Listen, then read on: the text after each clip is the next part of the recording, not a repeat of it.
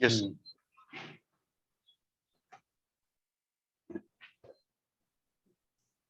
We are going to do topic of English Revolution.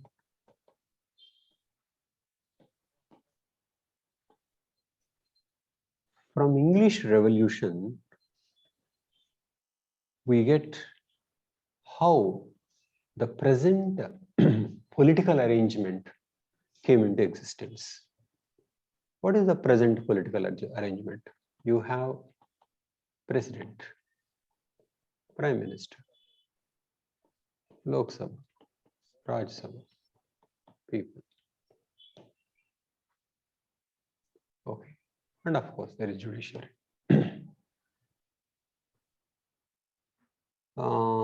There is a separation of powers, legislature, executive, and judiciary. Something called legislature, executive, judiciary. But how did these things come about? They did not come as a result of conscious deliberation in few sittings. They simply evolved from the previous, going through marginal changes. Okay. And this evolution took place in England. And finally, this arrangement came by what came to be called Glorious Revolution in 1689. Okay. So we are going to examine how things came to be like what they are now. This is the traditional arrangement. You have a king, and in a king's court, you know, there are courtiers, some advisors. Traditionally, advisors are only advisors. King is the ruler. King is the ruler. King had all the powers. Advisors really do the advising. But instead of that, you have president, prime minister. Prime minister is supposed to advise technically, but we know that real power is with the prime minister. So how did these things happen? And then how did prime minister and cabinet ministers come from this one people elected body? Okay. So how did this advisory role became a kind of separation of powers or an independent power from the king? We need to examine in that sense. Okay. You can say the story starts with Magna Carta. Magna Carta in England.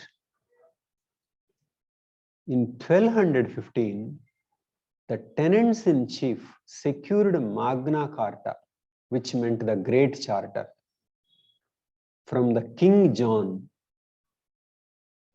which established that the king may not levy or collect any new taxes without the consent of a great council that represented the barons.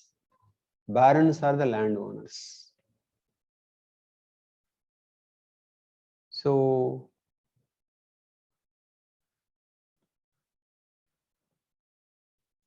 what does this mean? It is council and barons. King cannot go for a new tax without the consent of the council, which means this council is getting some power of independence. It means it is not a purely an advisory body, because it is in a position to say, you don't do this without our consent. Okay. So that is how king and council became more powerful. And in the context of taxation. And King Edward I ruled between 1272 to 1307, summoned barons, bishops, and representatives from major towns to seek funds, because their advice is needed for funding. Their consent is needed for funding. So they used to be called parley. Parley means consultations, or that parliament came the tradition of consultation. So parleys with these people came to be known as parliament. And within the parliament, there came to be a division. House of Lords and House of Commons. House of Commons consisted of landed nobles and representatives of towns. Okay, this developed during the Edward III. Whereas House of Lords remained hereditary, monarch named nobles to hereditary seats in the House of Lords. So this parliament got divided into two, one elected and one nominated. Okay. But that was only in the context of taxation. But as taxation became important, as the king required new taxes, the parliament role became more important. So it all started from 1215, when there was a revolt from the landowners against the king. So an agreement had to be signed that no new taxes would be imposed. Why? Because the taxes were going to be on the landowners. Okay. And the landowners won't pay the tax, they would be imprisoned. So they resisted. And that is how who were purely an advisors came to assert power under some kind of independence. And then later got split into House of Lords and House of Commons. And much later, we will discuss the reign. Much later, see, till this only king and the parliament. How did the prime minister and cabinet came? Prime minister and cabinet came in this process. King used to send his trusted friends to explain to the parliament. King used to send his trusted friends, his friends. Okay. But then House of Commons came to have control over who would be answerable. Okay. And then much later came party system. So when party system came, only advisors would belong to that party. And when that party came out of power, another party advisors would come. And then the leader of these advisors only became the prime minister. Okay. So this is how, over a period of time, parliamentary system evolved. Okay. Now I'll stop and then I'll wait for your questions. Tell me.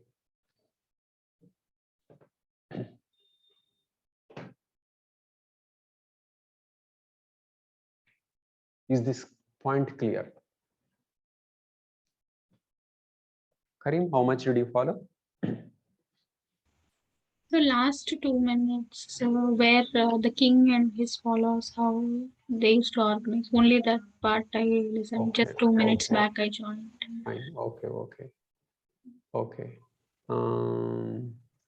Okay. The sequence was like this. King had really advisors at one time. Obviously, king would only have advisors because the king is the ruler. Okay. Then in 1215, some people said, landowners said, we will be part of that council and you can't impose new taxes without our consultation. So without our consultation, you can't, and we are in the advisory council, means they are no longer advisors. So some kind of independence. And then that council got split into elected and non-elected. So House of Commons and House of Lords. And king's friends would be reporting to the parliament about his actions. But then these friends also had to be favorable to the House of Commons. So when the party was different and the advisors also would be different. So the leader of those advisors, or the leader of the people between the king and the house, became main person. That is how prime minister came.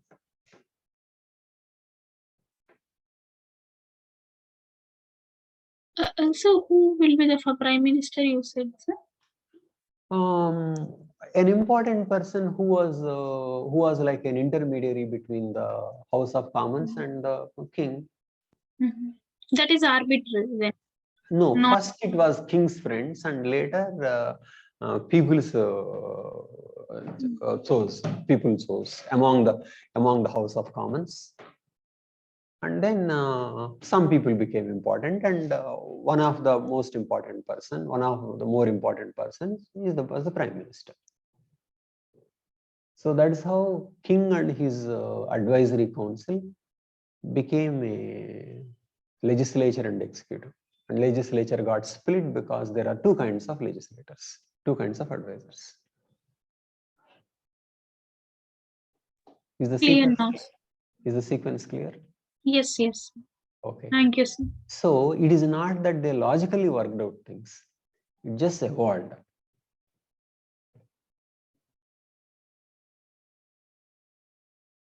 Okay. Anand, is it clear? Yes, sir, it is clear. I was just thinking of an analogy related to the Mughals and these things, but related.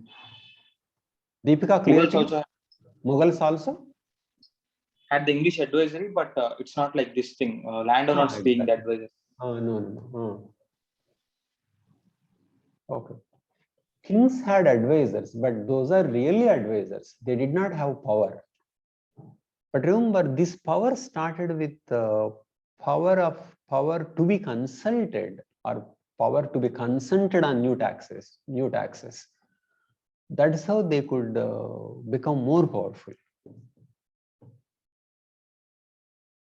So that was how what was like a king's court got split into two.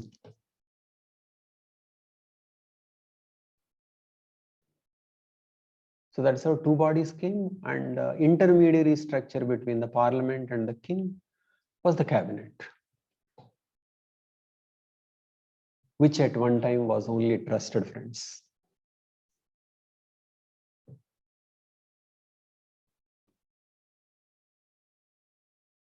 Okay. Deepika, is it clear? Yes, sir.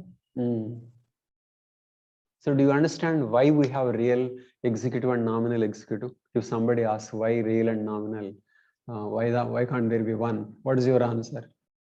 It is because we did not think. We are handed down this tradition.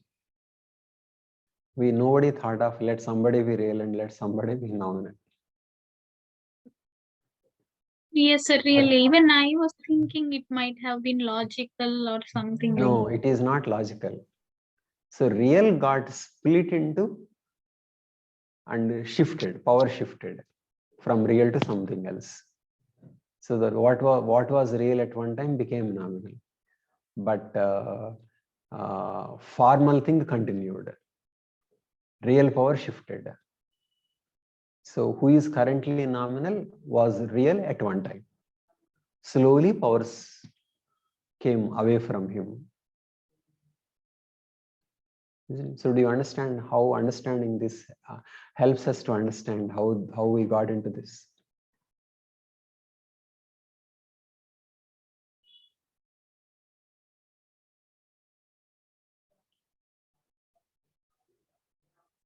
Srikar, is it clear?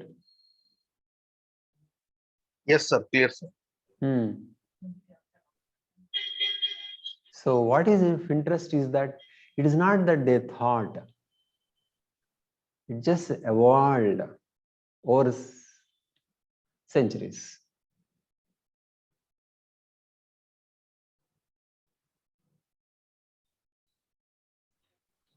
I think it is evolved. Yes, sir. I think it is evolved because of common language and common culture and all these factors. There it evolved, but later it spread to other countries. Yes, sir. It is given to us. What is the system now? President, Prime Minister, and two houses. Okay, Yes. President, Prime Minister, and two houses. That is just what we have. And then based on that, many other things modeled. Many other countries have modeled. President, Prime Minister, and two houses, and judiciary outside. At one time, king was the head of the judiciary also. But now, king was deprived of judicial powers. So that finally became what came to be called separation of powers, checks and balances. So instead of everything in one person, it got split into three. And not only that, from assembly, people were coming from assembly. They were not there at one time. So the position of prime minister came over a period of time as people became more important. As people became more important, finally prime minister became more important.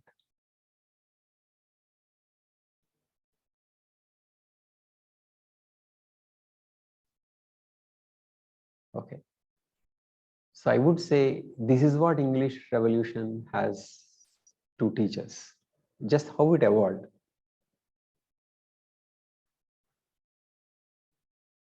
Remember, in the beginning, it was only about taxation powers.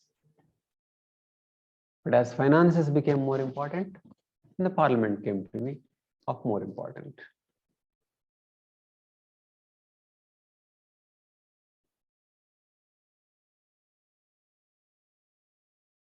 Okay. Okay. Now let us look into the history part.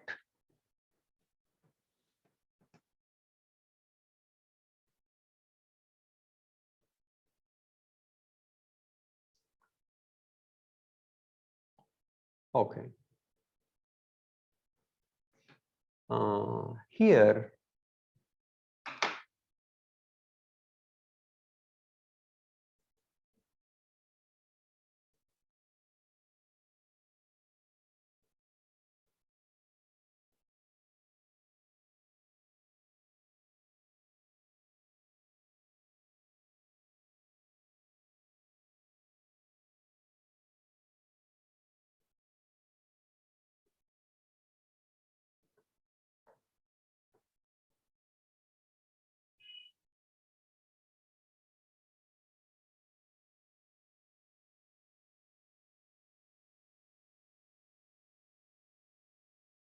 my God, from second time onwards, it's giving trouble.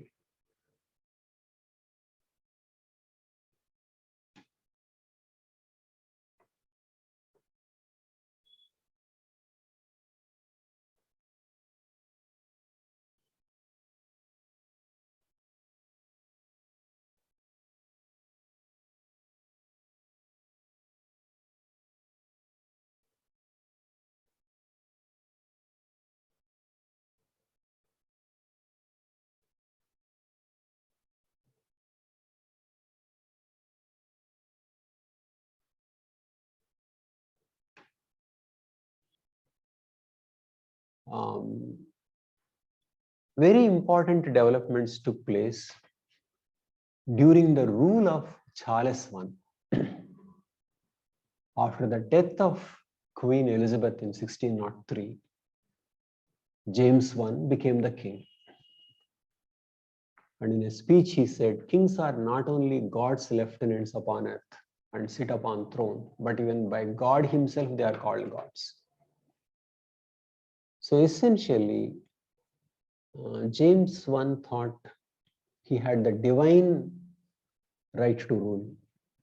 Okay. And he alienated the parliament. And he was succeeded by Charles I, who was as difficult as father. And he forced loans without consent of the parliament. Forced loans means landowners were forced to give loan to the king without the consent of the parliament. And he imprisoned those who did not give. And later, parliament was not agreeing to the taxation. And he finally dissolved the parliament in 1629. So he was not going by the spirit of what was expected of him, giving the role to the parliament. And when Scots raised in revolt for some issue there, Charles needed money to raise an army. So because of that, Parliament was summoned in 1640, but then it refused to cooperate because it felt that king was autocratic, and if he raises a new army, even the army can be used against them. So it was on that issue. Parliament decided, and then king decided that he would raise a new army without the parliament's consent. Okay, raise his own funds. But the parliament did not agree to it. And parliament raised its own army, which is a very, very rare thing. So parliament raising an army and king raising an army, this led to a condition of civil war, which began in 1642. Okay. So it was between king's army and parliament's army. So here we need to think of role of religion. Role of religion. The parliament is led by a group called Puritans. A dissident religious group of Calvinists had emerged during Elizabeth's reign. Elizabeth's reign was before James,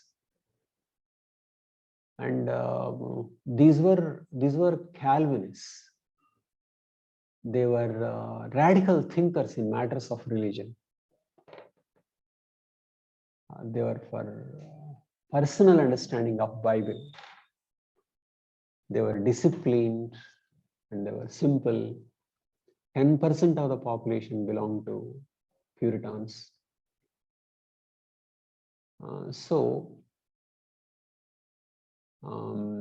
These people were rebelling against the king. Okay, so Puritans versus the king. And then after some time, one important leader emerged, Oliver Cromwell. Okay, he emerged during the war. Okay, what is the importance of this man?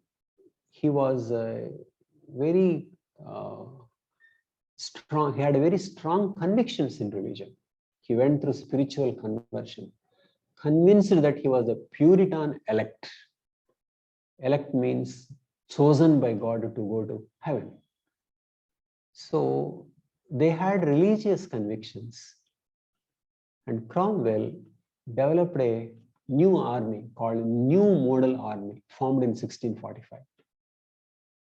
And Cromwell provided a very good leadership as a military commander. He chose people who had convictions, who was willing to discipline, obey, and believed in a cause. And he made many commoners also into leadership positions, because Protestantism believes in empowering people. Okay, so it was a kind of a new sect, new ideology, thinking that they were right, they were the elect, and a kind of a religious conviction that they were right. Okay, so this is how a new religion played a role in the victory in the Civil War. And finally, King was defeated. King was defeated and caught in 1647, but he escaped. But later, he was again brought back. And then people thought so much about what to do with the king. So they had a situation of a king and his defeated army, and on the other hand, Parliament's army, New Model Army, which was victorious, and Cromwell as the leader. Okay. See, in medieval times, or similar times in Indian context, Cromwell would be a king. Okay, if one person with an army defeats another person with an army, the leader would be the king. But this was happening in the context of king versus parliament. Some kind of an ideology, some kind of a religious conviction, things like that. So they were trying to find out what could be an alternative to the king, and what one should do with the king. Okay. Cromwell for a long time was not very sure, but later Cromwell came to the conviction that king would have to be killed. Okay, but not everybody in the parliament was convinced that way, and so army only created what is called a rump parliament. Rump parliament means in a particular session, they did not allow certain parliamentarians to enter the parliament, so that the remaining people would decide to try the king. Okay, so it was army's decision, which meant Cromwell's decision. And then, so Parliament would pass a resolution that the king would be tried and king would be found guilty, because the judges themselves were handpicked by the army. And then they decide, for the first time in the history of the world, that they would behead the king. So he became the first monarch to be tried and executed by his own people, ending 1,000 years of monarchy. Okay.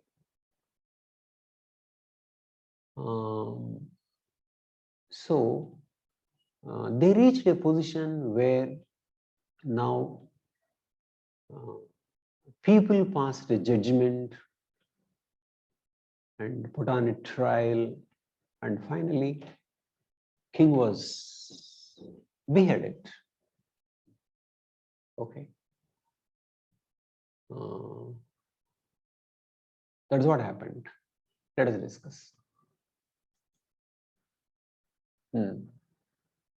Tell me, is the story clear? Sir, is it not the decision of all then? Only those people Exactly. Army was involved. only. We can't say it is the decision of all. And then the parliament also is not full parliament, rump parliament. So basically, army wanted to get rid of him. Cromwell wanted to get rid of him. Sir, the idea is to get rid of him or such post, some nominal king, I mean head as a king. Exactly. They were not very clear on that.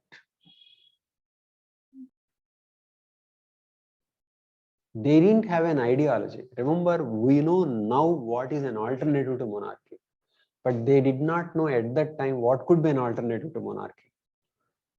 Difference is that in a traditional world, whoever wins a war will be the king. But England was not going for such an arrangement. So they killed a king and didn't know what to do and what next.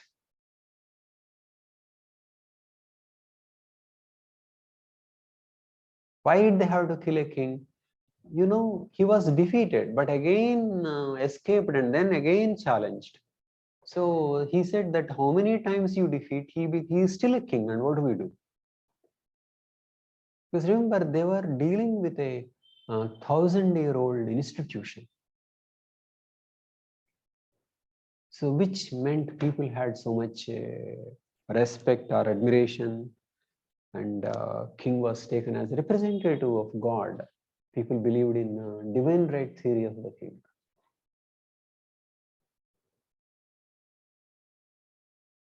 Okay, so it is not that they knew what to do and they did it.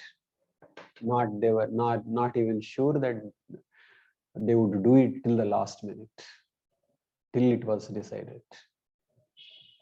Nor there was a consensus. So they were not going by any political theory. They were doing what they thought was needed at that time.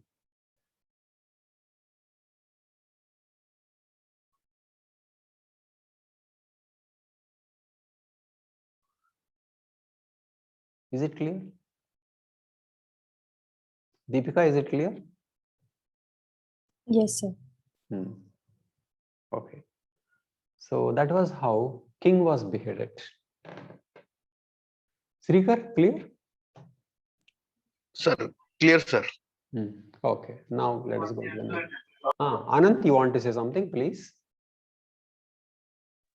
No, sir, it's clear. I'll try iPad once again.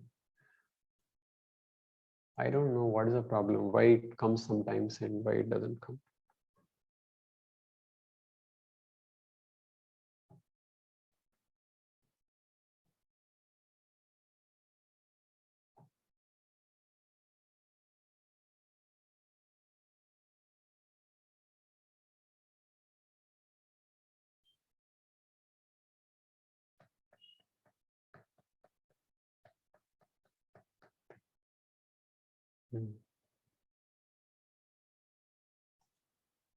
Okay.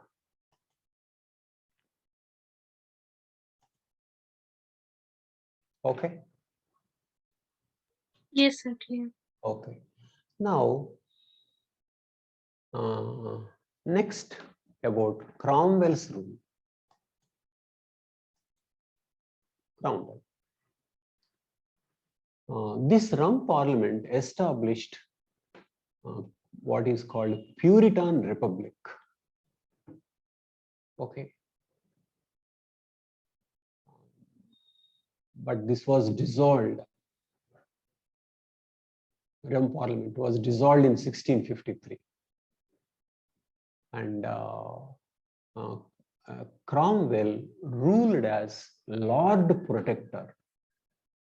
Okay, he couldn't call himself a king, but then there had to be one leader. So he called himself Lord Protector, ruled till 58. But he ruled with unlimited power, imposed taxes without parliamentary approval, and purged parliament when disagreed. Okay. But then he also tried certain experiments. For example, he picked up 140 people whom he regarded as the saints to serve in a new parliament. Okay. But the parliament, according to him, was not doing the job properly. So that was dissolved 6 months later. Okay. And then he imposed many taxes because he took part in many wars. I mean, he went for wars. Through that, he defeated the Irish, the Scots, and fought wars against the Dutch Republic and Spain. Okay. And then he gave religious freedom to all Puritan sects, but not to Catholics. Okay. So the point is, he was in effect the king.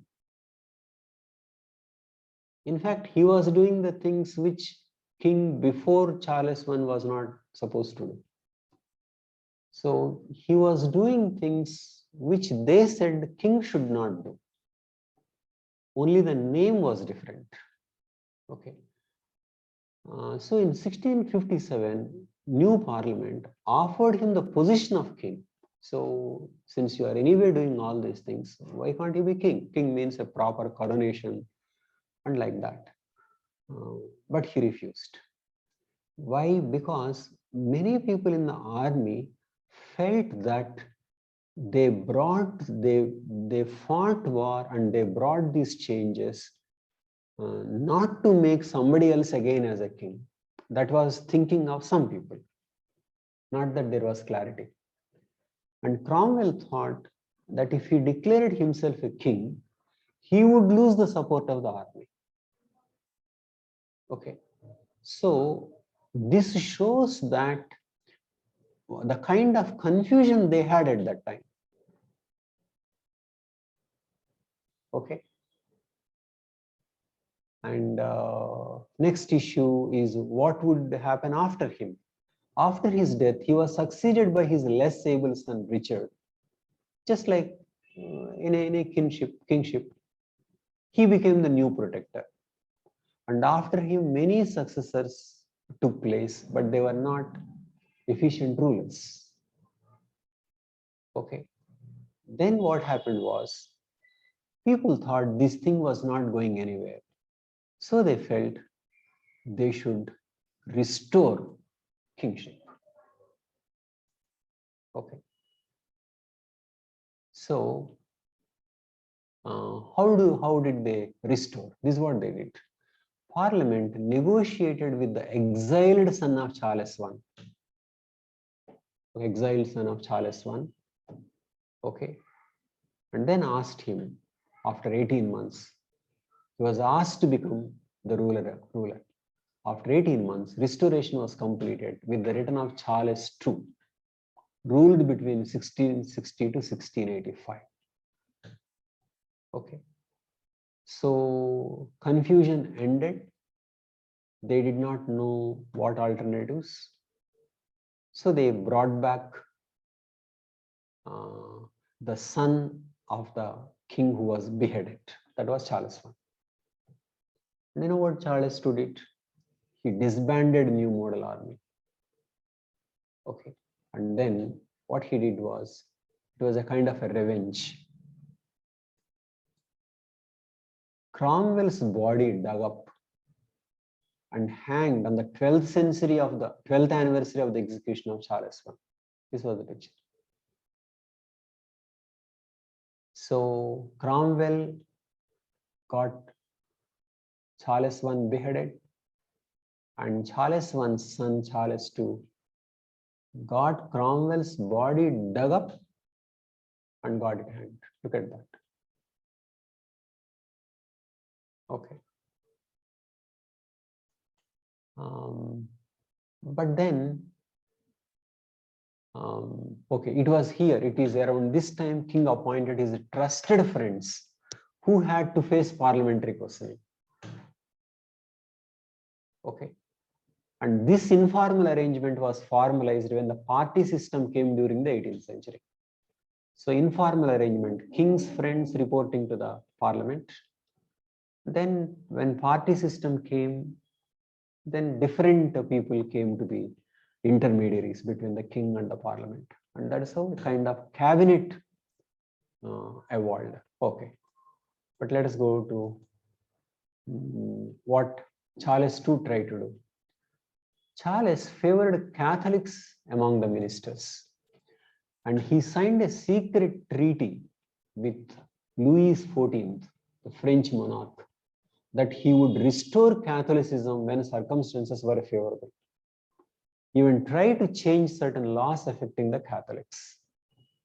So, Parliament was Protestant, the church was Protestant, but this man wanted to bring Catholicism. So it is in this context, two factions emerged in the parliament. Those who espoused parliamentary supremacy were Whigs, those who supported divine right monarchy were Tories. And he also had problems with the parliament. In 1681, he attempted to rule without parliament, and he got some Whigs charged with plotting to kill the king, and they were executed. Okay, on his deathbed in 1685, he proclaimed his Catholicism. So there is a religious angle in this conflict.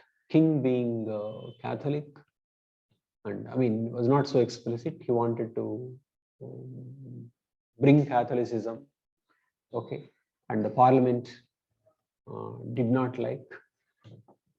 But then he died naturally, and later he was succeeded by his brother James II. So earlier James I's son Charles I, here Charles II's brother James II.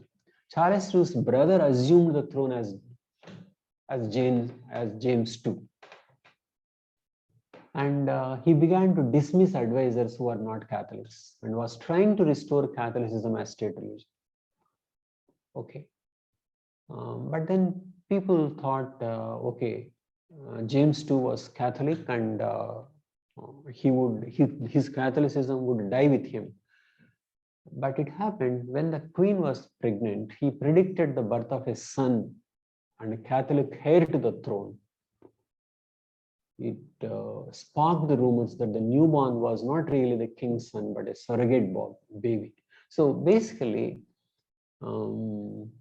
see, I mean, it may be confusing for us now here, because it was just like our intercaste marriages with us. One caste person will be marrying another caste person. So like that, James II was Catholic, and he didn't have children, and so he didn't. People thought his Catholicism would end with him, but then he was going to have a boy. So then he would be the king. It means the king would be Catholic and may be against Protestants for many more years to come.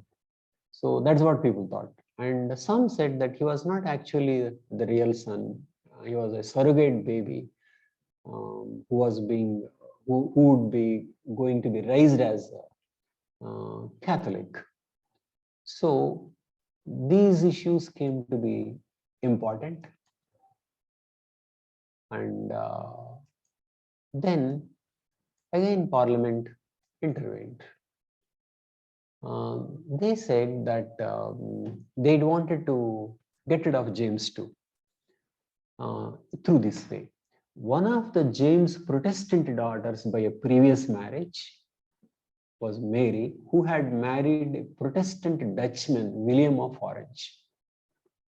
Okay, so James II's daughter was a Protestant. Okay, and her husband was a Protestant. The parliamentarians thought that we would get rid of James II and bring back Mary and William. Okay, how would they do it? They would ask William to invade England. Okay, so William landed in England with 15,000 men. And James left for exile in France. Then the parliament declared the throne vacant because James II abdicated and invited William and Mary to occupy a double throne. Two people occupying. Mary was James II's daughter, William her husband. Okay, so do you know, it is this act that came to be called Glorious Revolution. So there was no violence, no major events in what is called Glorious Revolution of 1689. Okay, it was not like an event, not any violence here. But then it is this glorious revolution that happened in 1689 set a template for the future working of the political system. Okay, why is this a template? It is that the parliament brought them and then made them king and queen, and then something is assigned. We will come to that, but let us see if the events are clear to you. Tell me. Sir, can you brief it up, sir? Sure. Okay, let us think of these names. James I, Charles I. What is the relationship? Charles I is father of James. Father. And who was beheaded? Cromwell. Oh, sorry. Who was beheaded? Cromwell. Charles I. Charles. By whom? Cromwell. Cromwell and his successors were there for some time, but that was a confused arrangement. He was more or less behaving like a king, in fact, more dictatorial than king, but then he did not call himself a king, Lord Protector. Okay, and the people realized that that was not going anywhere. Then they wanted to bring the king. Okay, king who happened to be was the Catholic, Charles II. Okay, Charles II, and he was brought, but he was trying to make England Catholic. And then after that, James II came. James II also was a Catholic. He was trying to bring. So they would have put up with him, but then he gave birth to a son. I mean, he didn't have a heir before, but then he did this. And then they said that Catholics' rule would continue for many more years. So there is a religious angle playing a role here. Okay. So then what they did was they brought his son-in-law and his daughter. So he was made to flee. So his son-in-law was asked to invade England. So William came to invade from Europe. Okay. So they were made king and queen. Okay. So one can see, I mean, there is no major violence, no major war, not a dramatic event as a beheading of the king and things like that. But this particular thing was called Glorious Revolution, 1689, not the beheading of the king. Okay, because at that time there was confusion. They didn't know what to do. So only by 1689, the structures that came to form a template of the constitution in many parts of the world happened or began from 1689. That was why it was called Glorious Revolution. And after that, it was frozen, more or less. So nominal, real, double houses, executive, fundamental rights came from 1689 onwards. Okay. Sir, I don't. So in the beginning, taxation became an important issue, and in the end, religion was coming out to be an important issue. Religion was coming out to be an important issue between the parliament and the king. Srikar. Sir, I don't understand what is the role of religion here, because simply Catholicism to Protestantism, you call it revolution. Shift from the Catholicism to the ideology of Protestantism, we call it glorious revolution. So, oh, how can you call that is a glorious revolution? I don't understand. Exactly. The issue at that time was Catholic versus Protestant. But what was important to the world was not Catholic versus Protestant, rather king versus the parliament. That the parliament won was a landmark event, not the Protestants won. If the Protestants won, that wouldn't have made an issue. Parliament won against the king. King became nominal. Parliament made that fellow king. Parliament made the king. So parliamentary supremacy or the popular sovereignty was established in 1689. It was like that. So you say, sir, you say that it is more of parliamentary win rather than the ideology. Exactly. That's why they call it glorious revolution. Exactly. Because after that we will see that constituted a template for the so many developments afterwards. Okay, sir. Sir, when Parliament has a dominant position, how did they let the king to promote the Catholics or like punishment? Because king was doing things sometimes secretively. For example, he had a secret pact with French monarch that he would restore Catholicism at the earliest, and in his appointment of certain people, certain officers. So there were many things which he was doing, because at that time Protestant Catholic division was very important. Many countries were divided on those lines. Okay, so that was there it was Protestant versus Catholic, but to the world it was Parliament versus king. It was like that. So beheading of the king was not a revolution because they did not know what to do and they didn't establish structures. In fact, it turned out to be dictatorial.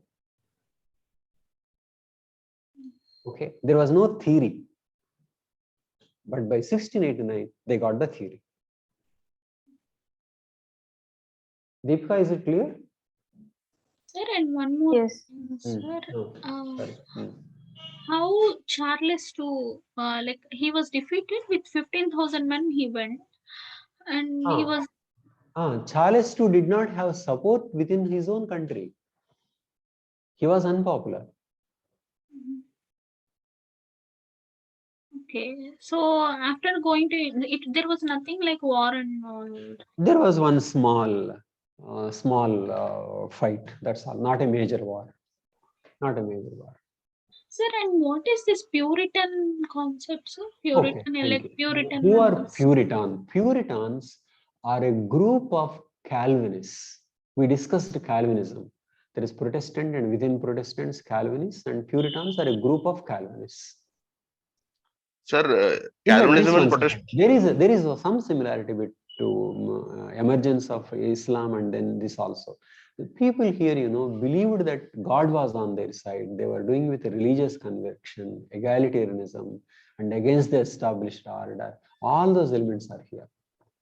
And Cromwell was such a religious person that he wanted to create a parliament of saints. Okay, and then he imposed many pure moral norms on the society, which only backfired. So he was like that. So very devoted Protestant. Okay, so it is they who could think differently. They are not thinking along those conventional lines. Okay, so because rebellion within religion flowed to rebellion in the context of the politics. That's what happened. So these people were thinking of new things.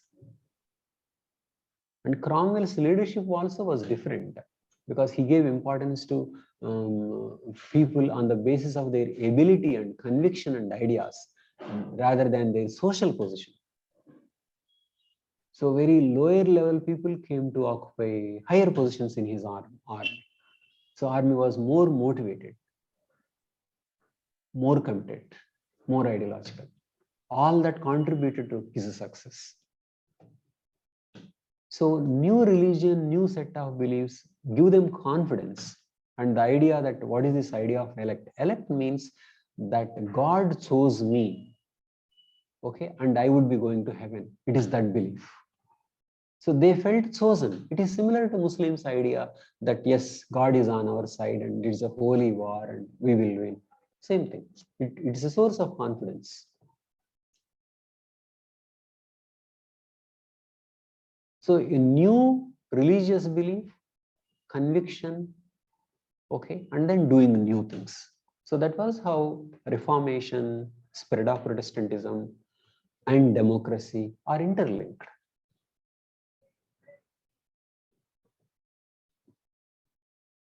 Okay. So Now did last, Deepika. did Catholics also believe that they were sent by God to be the rulers? No. There is no such belief among the Catholics. Only in Protestants. How are they able to secure their position as kings? Only by war or by something else? Catholics? Yes, sir. Catholics had been ruling and they did not become Protestants. Remember, whoever did not change as a Catholic, you see like that. Because Protestantism is a new thing that came out of a split. Whoever did not change is a Catholic. It is like that. Okay. So Catholics were ruling and many people changed. It was like that. Next. Sir, what is the difference? I think Protestantism and Calvinism both are same, or any difference between Calvinism and Protestantism is a larger group. Calvinists are a smaller group, or within. For example, opposed to Calvinists, there are Lutherans. We discussed Martin Luther. Lutherans, yes, Calvinists, and then the Puritans. Like that, there are so many groups. There are so many groups within Catholics also. There are so many groups within Protestantism with minor changes. But Catholics broadly believe in church and hierarchy and Pope. And Protestants disagreed with this hierarchy with the church, and they believed that they have a direct relationship with God through book, devotion, and elect. So Protestantism is a new and recent. It was going on 1600 only, right? 1500 plus. It is around that time only, and this took place in 1600 plus. So very new. So new ideas. Clear? We'll discuss some more new ideas, and finally, what is this glorious revolution?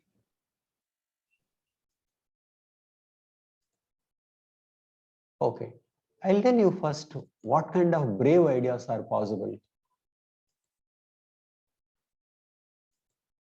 Okay, for example, in this new model army, among the Puritans, some are even more radical, which are called levelers. Look at the kind of things they proposed. See, they wanted new laws that would protect the poor as well as the rich. Why was it radical? Because at that time, only property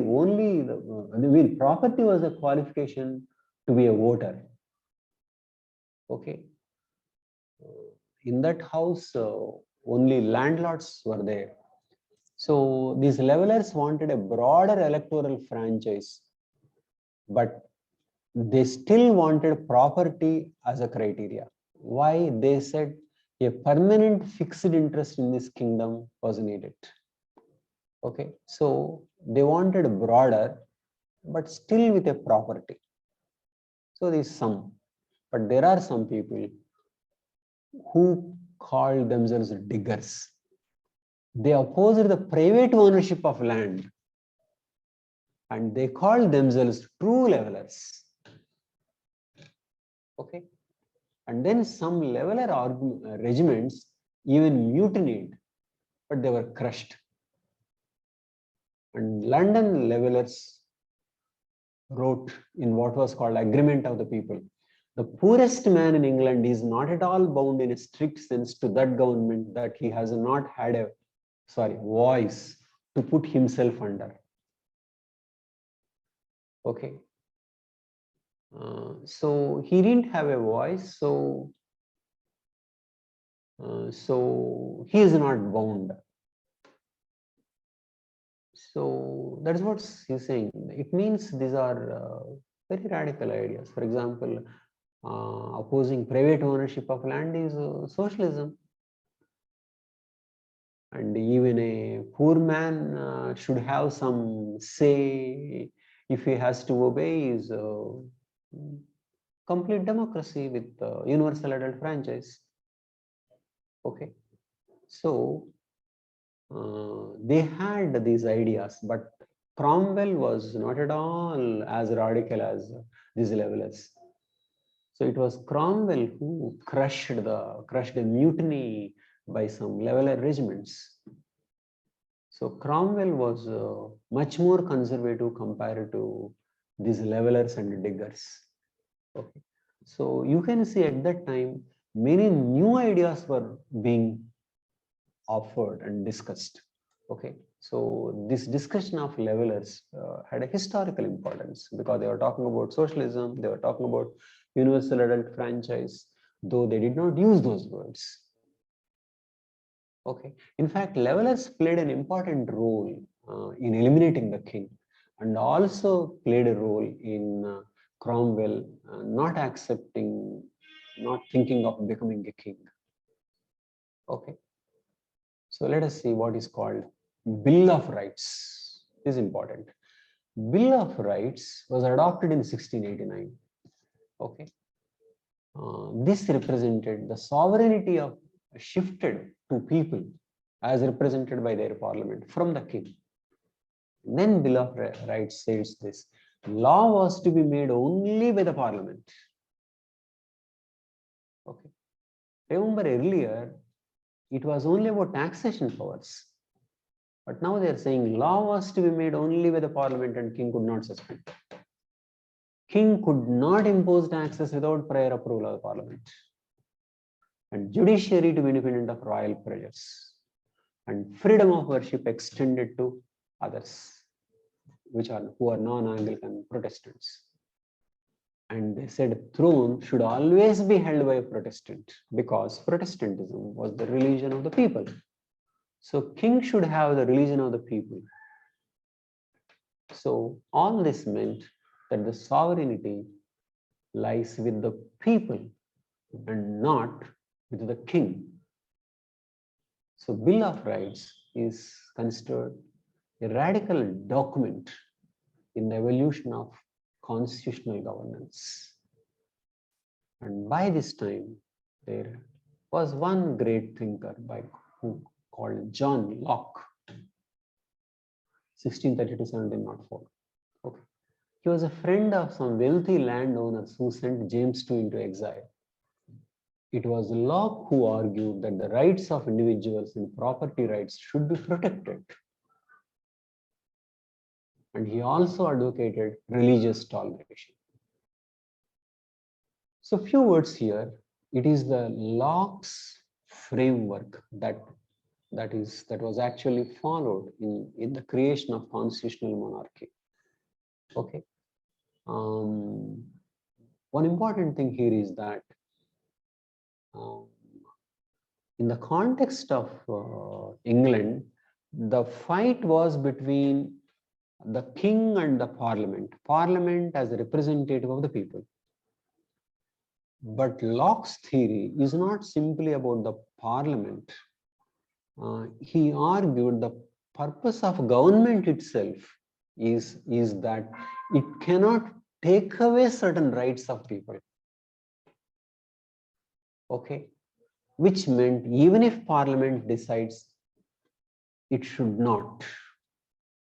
So rights fought in the context of landowners, okay, became the rights that are fought on behalf of the society against the government itself, be it king or parliament or judiciary.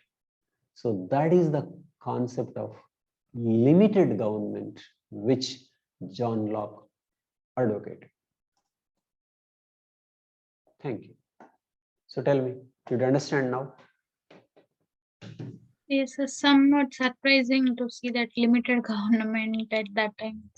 Exactly. Limited government. How is it a limited government? Government cannot take these rights. So finally, Bill of Rights in 1689 is not about Parliament versus the king, but government versus the people.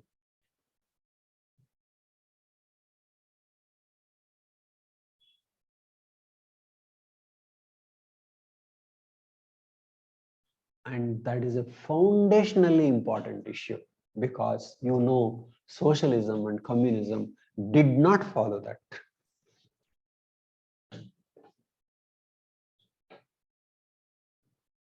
So the idea of limited government meant Parliament cannot take away the rights from the people.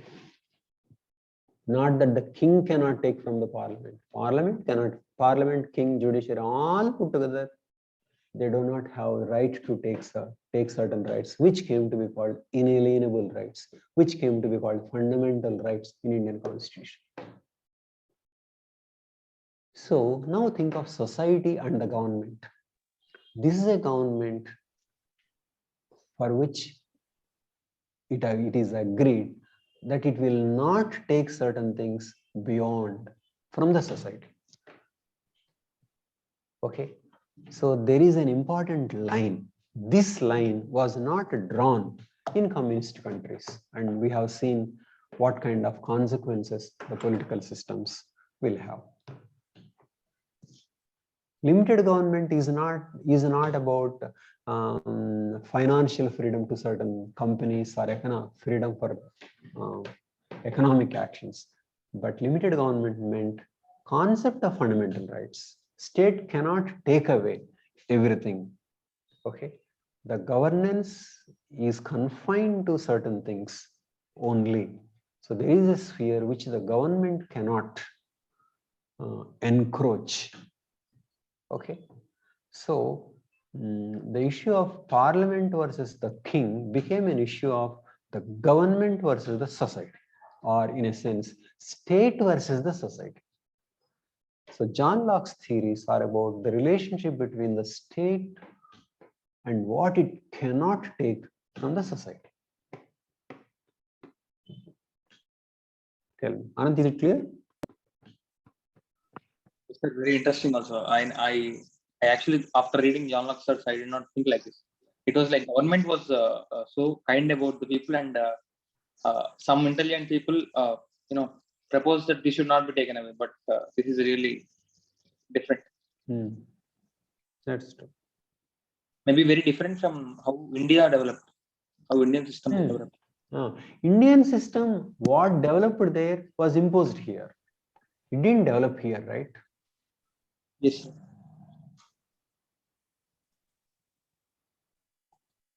So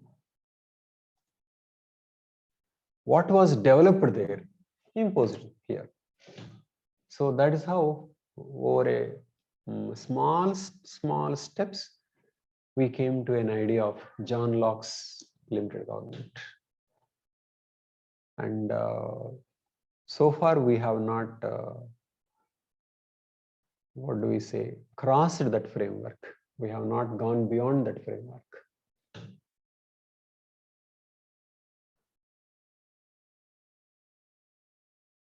Because what did we achieve after that?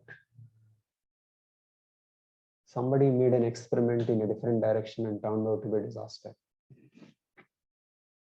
That's all. So we still believe legislature, executive, judiciary, but all put together, they cannot take away fundamental rights. and checks and balances among those legislature, executive, judiciary. But all put together, they can't take away. And property rights, economic freedom. And this is the way to govern. The only alternative that was tried was there is nothing like fundamental rights. There is a communist party, no separation of powers. We would bring equality and we would bring revolution, and it turned out to be a disaster. That's all. These are the only things. So we did not move beyond the Locke's framework. But that is how they arrived at that stage without knowing what they were going to end up with. I think it's the time to move beyond the John Locke, because there was huge increasing of inequalities. There was a like 1% or 2% controlling the 90% of the wealth. That is true. So that will create. That's true. So we need to think beyond John Locke also. So that is why the proposal is that John Locke is not against measures for better distribution. Go for taxes, help people. That is not against John Locke. I think inheritance tax as well. Inheritance tax. Locke is not against a heavy inheritance tax. In fact, Locke made certain things about property rights. He said you have a property right only as long as you are not taking away some important common resources. Okay, without depriving others. That's what he said. There are some clauses by which you will own something as your property. So one can think of those clauses, or you can say he is not against huge inheritance tax. He is not against welfare measures. His main point is that government cannot be absolute. It is like that. So I found of all the thinkers, John Locke had maximum impact, and he got the basics right. And of course, you can see he got the basics right because he was living under those conditions. He was seeing the evolution, he was seeing theorizing, and finally he produced a theory.